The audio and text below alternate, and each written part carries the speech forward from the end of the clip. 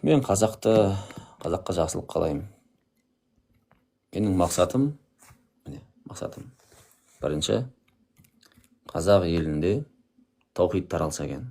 Қабірге сүйінушілік, мавзолейден мавзолей аралау, балгерден балгер аралау, осы ширк, Аллахқа серік қосу, жалған дәстүрлер, осы нәрсе жоғалса екен.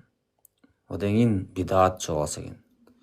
Дінге қатысы жоқ жол жоралғылар, адамның өмірін қиындататын, өлгеннен кейін жетісін береді, 40 береді, 100 береді, оның ешқандай өліге де пайдасы жоқ, тіріге де пайдасы жоқ, тек ішіп жеп кетеді болған адамдар. Ысыраф, өздері айтады қазақтардың, өлі дейді, байдың малын шашады, кедейдің артын ашады дейді. Бидат жоғалса екен. Намаздағы бидаттар, оразадағы бидаттар, қажылықтағы бидаттар, дінде жаңадан қосылған нәрселер. Бидат бар жерде сүннет өспейді. Одан үлкен күнәлар жоғалса екен. Арақ ішілмесе екен, арақ шығаратын заводтар жабылса екен, жезөкшеханалар жабылса екен, зина жоғалса екен қоғамнан, үлкен күнәлар. Мына әйел адамдардың ашылып шашылуы, бағана мысалы базарда кетіп баратырмын. Енді анау әйел адам түрісімен отыр ғой, короче. Үйінде жүретін, күйеуінің алдында жүретін түрісімен отыр. Үстіне көлік киіп алған, саны деген енді былай адам айтықсыз болып отыр. Ана жерде біреу шыдамай зорлап жүрген дәрежесінде. Осындай ашылып шашылу. Қазақтың қызы солай. Оған бір әй дейтін әже жоқ. Қанша кемпір өтіп жатыр қасынан, қанша шал өтіп жатыр.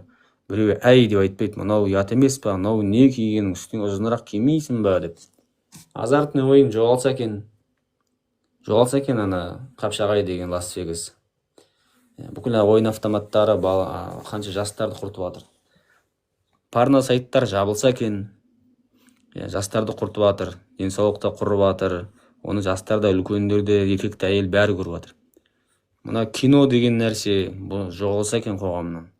Киноның ешқандай мағынасы жоқ. Ішінде тоже эротика, тоже мағынасыз кинолар, дінге қайшы болған, ішінде сиқыр бар, куфр бар.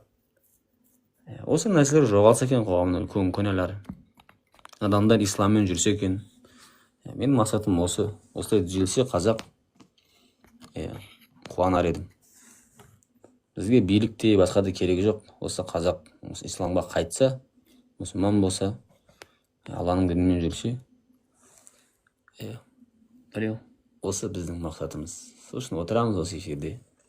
Айтамыз бара білгенімізді. Болды.